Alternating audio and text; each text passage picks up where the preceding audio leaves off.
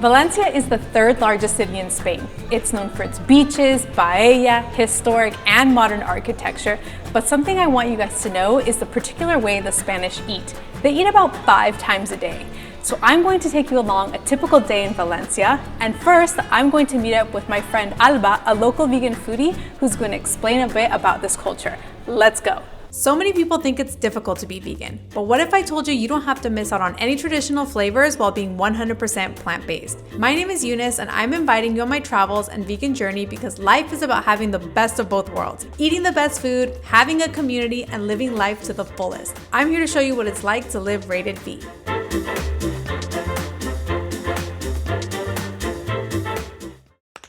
Something you have to know about me is I love my sweets, and one treat you can't leave Spain without are churros. So I started the day by meeting up with Alba so she could tell me more about them. So tell me about this. Churros are sometimes eaten for breakfast, right? Yeah, but it's more frequent for us to have it at the weekend.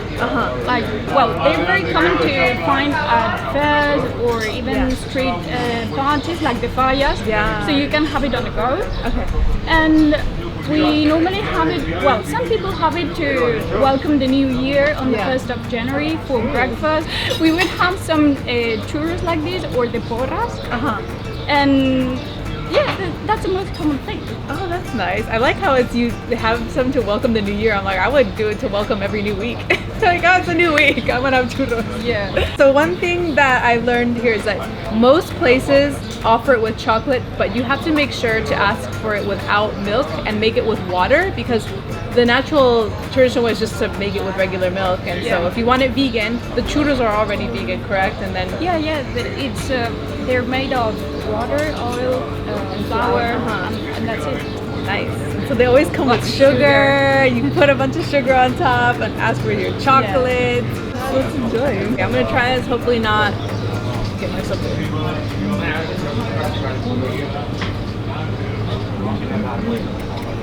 Okay, so something I want your help understanding is the meal schedule of the Spanish. So explain to me really quickly, like, what are the 5 meals that the Spanish tend to eat? Okay, so we usually have the desayuno between 7 and 9 a.m. Then we have the big almuerzo, and then after that we have a small snack, just La merienda. Merienda, yes. And after that, at about between 9 and 10:30 is the thing.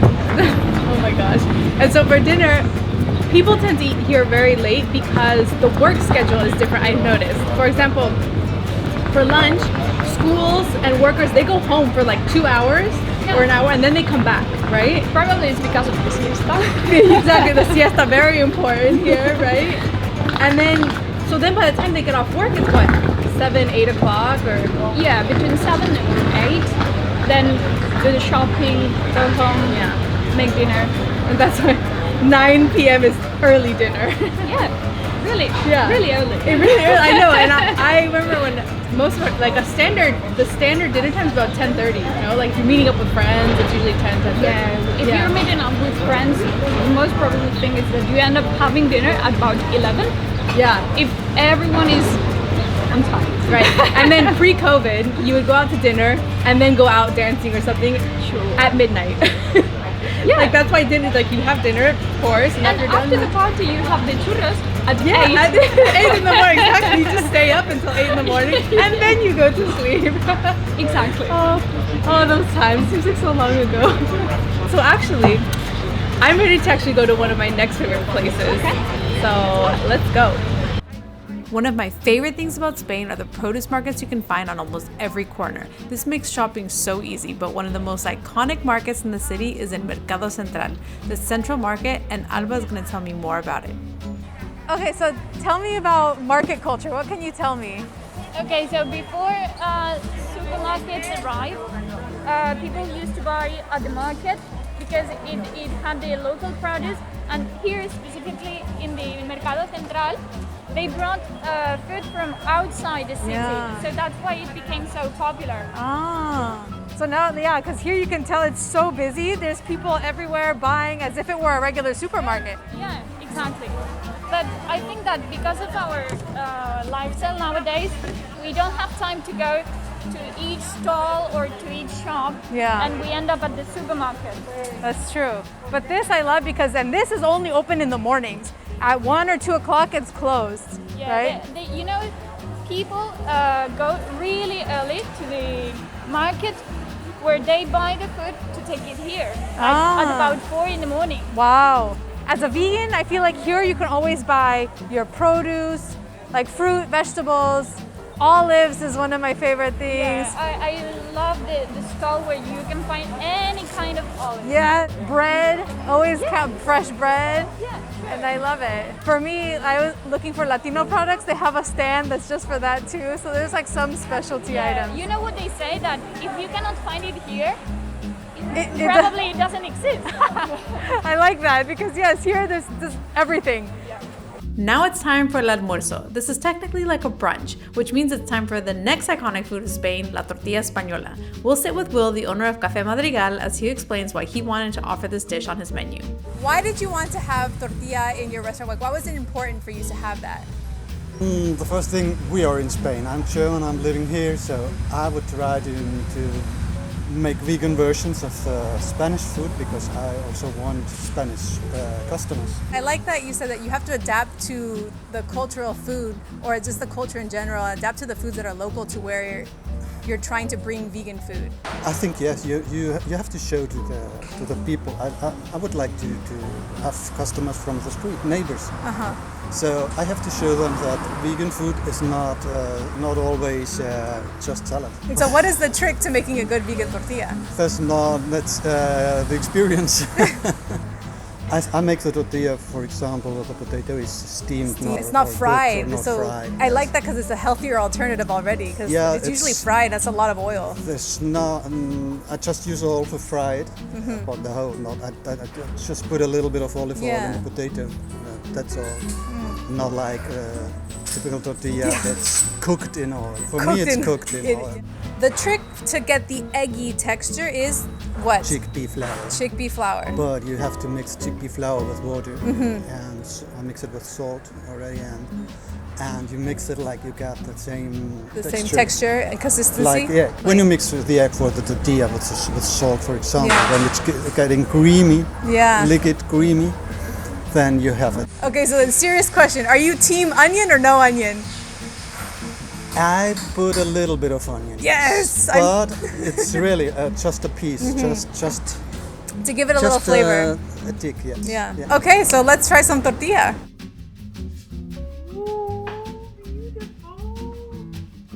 Wow.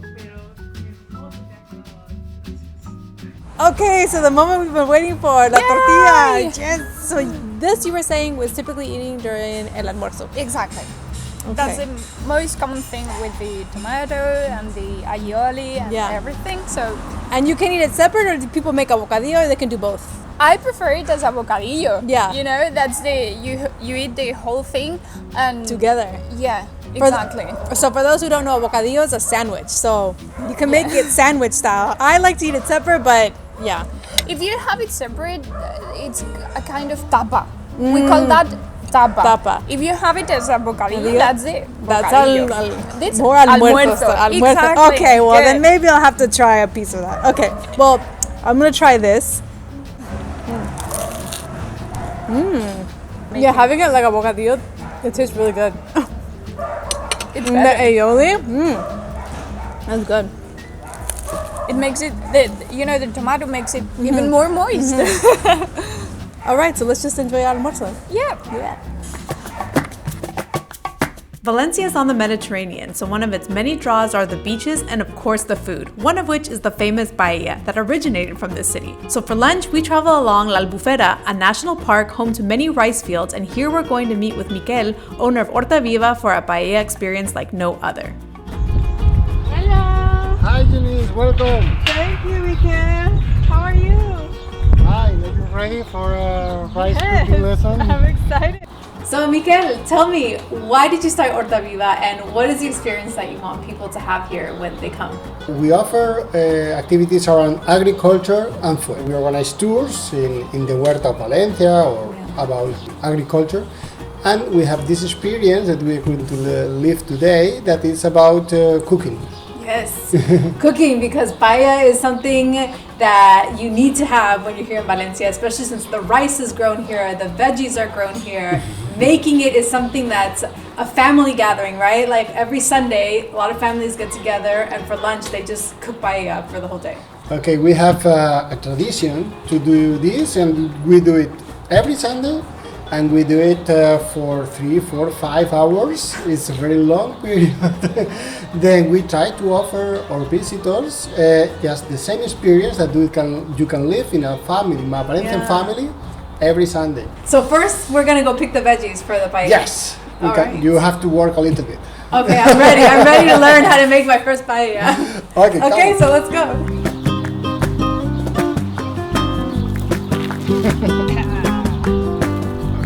Come on. One more. Okay, kids, we need Need the topping. we don't have people, for example.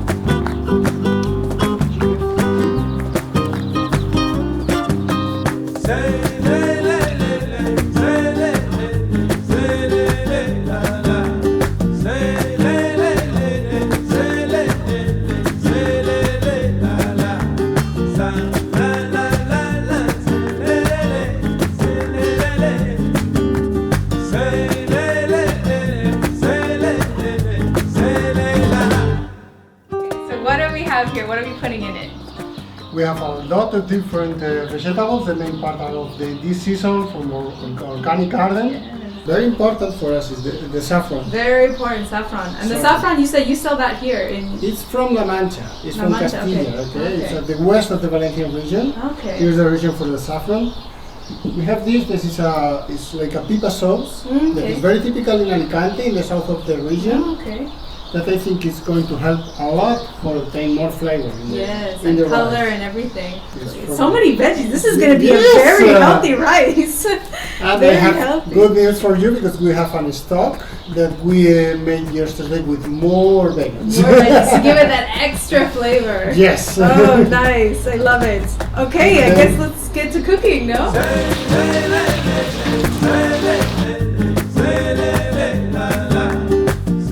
Traditionally, paella is cooked over wood fire outside in the beautiful sunshine, but due to the spring weather, we got caught in some rain. Luckily, we had a plan B to cook over fire inside and continue prepping the veggies. Okay, so now it's time to actually start cooking with the paella pan. Take your tool, Yes. and then we can start. All right. We have the paella pan. Okay. This is one giant paella pan. How big is this? What's the size? Okay, this is we're going to cook a paella for 8 people. 8 people, all Then we're right. going to a lot of food for us. Yes, I like that. A lot of food. Always important. First of all, we're going to add the olive oil. Olive oil, okay. Yes, just around. Then I like to add a little bit of salt. Yeah. Just around. And then we can start. We have different vegetables. Okay.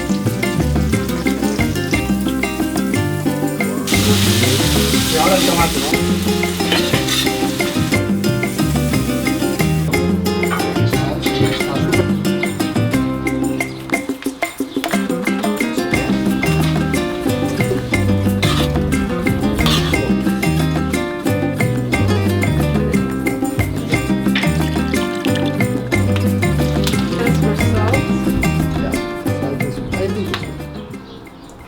Okay, so we just put in all the veggies and the stock. The next part is we're gonna put in the rice and get this process started.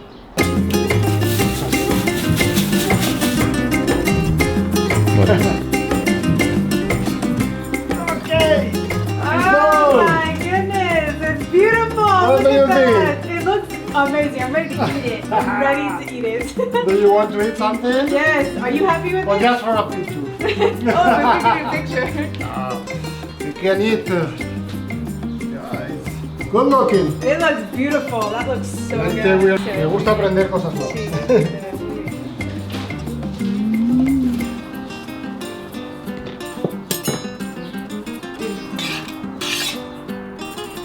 Se queda con baba. Es la verdad. Okay, so it's time to try this. All our hard work. I'm excited. Okay, veggie paella. Let's try this.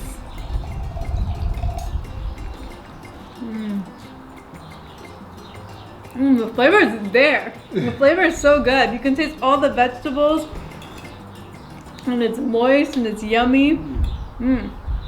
There you go, you guys. If you want a veggie paella experience straight from the garden, this is where you come. Eat family style. Feel like you're part of the Valencia community.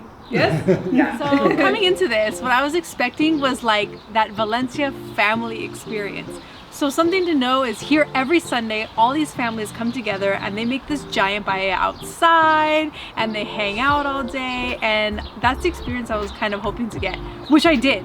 I loved that, you know, I actually got to pick all the vegetables that were gonna go into the paella. I got to see where the vegetables were grown. The family that received me was so kind. I felt like I was welcomed into somebody's house who I knew, who I've known for a long time. That's how they welcomed me, so I really enjoyed that. If you're visiting a new city, find opportunities to mix in with the locals and do experiences that are just outside of your comfort zone or something different and unfamiliar, because that's what makes trips so special. But now it's time to explain to you what a merienda is. Okay, so now it's merienda time, aka snack time. And typically during merienda, people eat a lot of sweet options and something called horchata and occasionally some savory. So that's why I came here to Serendipity, Valencia, because they serve all three of these options. Horchata is something you need to try here in Valencia. It's kind of what they're known for. It's made out of tiger nuts, and here in Spanish it's called chufa. You can get it naturally sweetened, you can get half and half sweetened, or just fully sweetened if you're into the sugary type of drinks. It's really healthy for you, and this you can find vegan at any horchateria. So anywhere they sell horchata, it's usually 100% vegan, so you don't have to worry about that. I've chosen to get the quiche here, which typically isn't found vegan at most places, and as you can see, they have a vegan cheese on top of there. And the sweet option, I've opted for la palmera because palmeras are typically not found vegan because they're usually very buttery. It's usually just buttery dough. So if you got a vegan option, you gotta give it a try. Okay, so I'm gonna start with this savory option first. It's a pretty hefty portion. I love that it's just filled with spinach. Another savory option that you can get at most places for a merienda is our empanadas, which typically you can find spinach ones as well. Just make sure that you don't add egg white to the dough and you're good. That's usually vegan. All right, let's try this.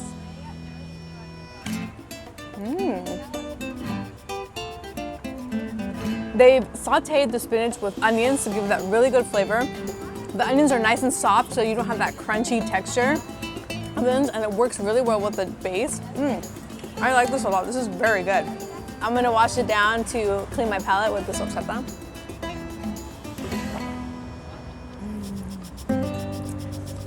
I like the horchata here now. It grew on me because if you're from the States, you're familiar with Mexican or Salvadoran style horchata, which is rice based.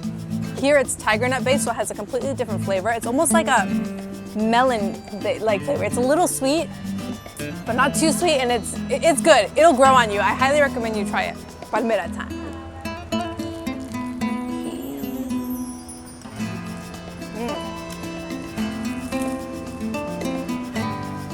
Palmeras are just those typical comfort food sweets. It's not super sweet, so if you don't like super sweet desserts, this is a good option.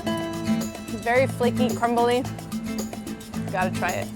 So for dinner, we headed over to La Greta in the neighborhood of El Carmen for not only bravas, but for their vegan options, because these are dishes you can't leave Spain without trying.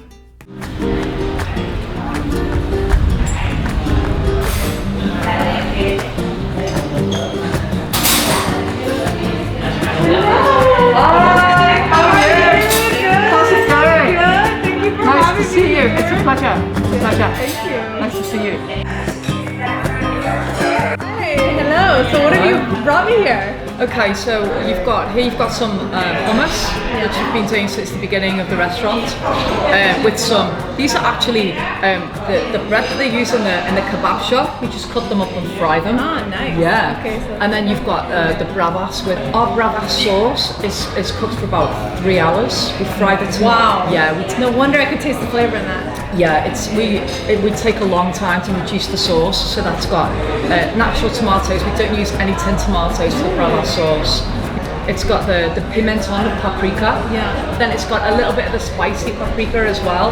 Right. Quite a bit less of that actually. Yeah, it's not very spicy, but the Spanish No, can't it's handle not. any spicy. Spanish so- can't handle spicy. If somebody No. tells me they want spicy, Yeah. I put a bit more paprika in it, yeah. And then you've got the smoky pimenton mayo. Yeah. And then you've got the normal vegan mayo. Oh my gosh. So there's an art to bravas. You gotta Yes. have all the components right. Yes. Otherwise it's not gonna taste the same. Or for example, oftentimes you go to restaurants and ask for vegan bravas, they'll take away the aioli from you, but you're kind of taking away from the experience. Well, No? lots of people have different opinions about what bravas should be. If you go to the centre of the country, then the tomato sauce is the most important, and I think on the coast, you've got to have the garlic mayonnaise or a vegan mayo, really. Really? I think so. I like it. Yeah. And then, okay, so then what is this? This is our vegan curry, so this is quite a simple masala. It's quite a simple curry actually. You know what, something that stood out to me is that you make cauliflower rice. Yes. So not only is it vegan, but it's healthy. Well, like, regular rice is healthy as well, but you know, this is a vegetable, it's low carb, you know, so for those health conscious people, it's nice. Well, we really wanted to put something that was vegan, no gluten, and really healthy on the menu. Yeah. Because a lot of the time somebody asks you something healthy and you've got nothing because it's a restaurant. Yeah. You want people to have a good time, yeah? They're not on a diet, it's not a Yeah. hospital. Exactly. And we just wanted something that we could genuinely say to people, this is a really healthy dish. Yeah. So that's our really healthy dish with the Yes. cauliflower rice. Bit of sesame oil in the cauliflower rice. Oh my gosh, okay, hold on, let me take a bite of this just so I can check, Yeah, because go it's for calling it. my name and it looks amazing. Gotta make sure to add that lime on top.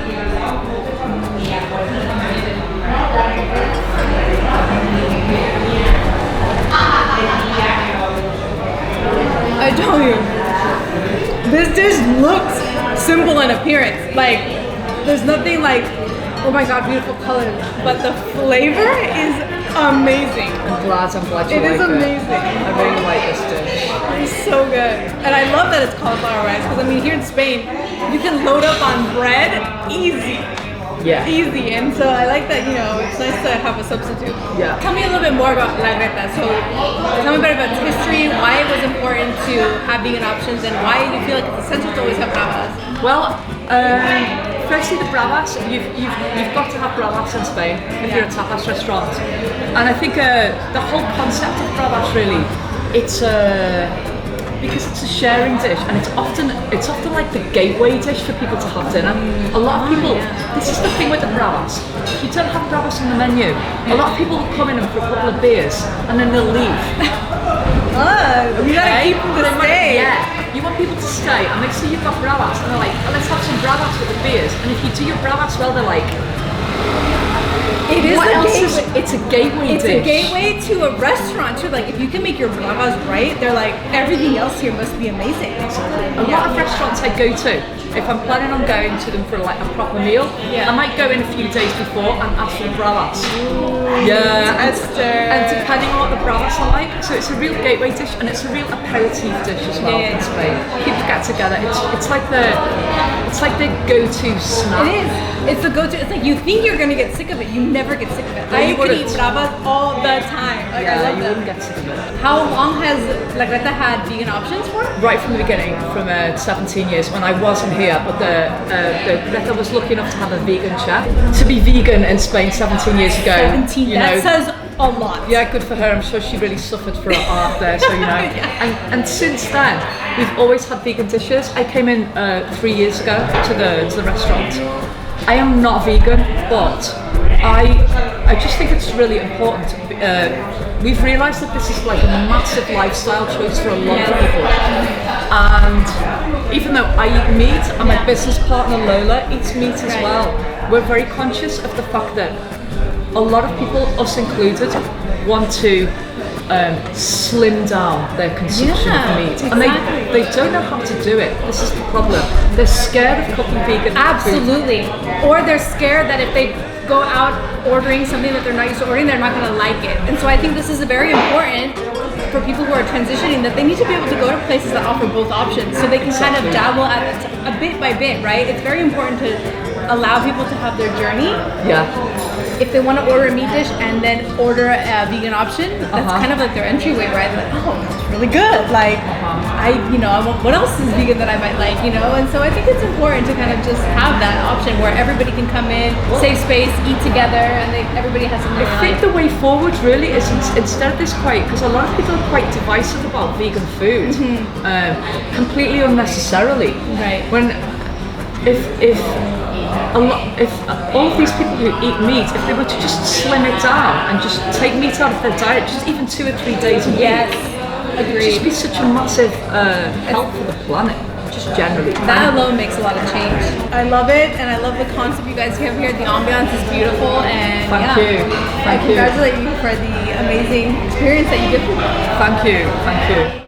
Valencia holds a special place in my heart because of the amazing experiences I had here. It's a city I highly recommend to everyone because it's the perfect mix of modern, history, beaches, a food town, and now a vegan town. So make sure to add Valencia to your list when you plan to visit Spain.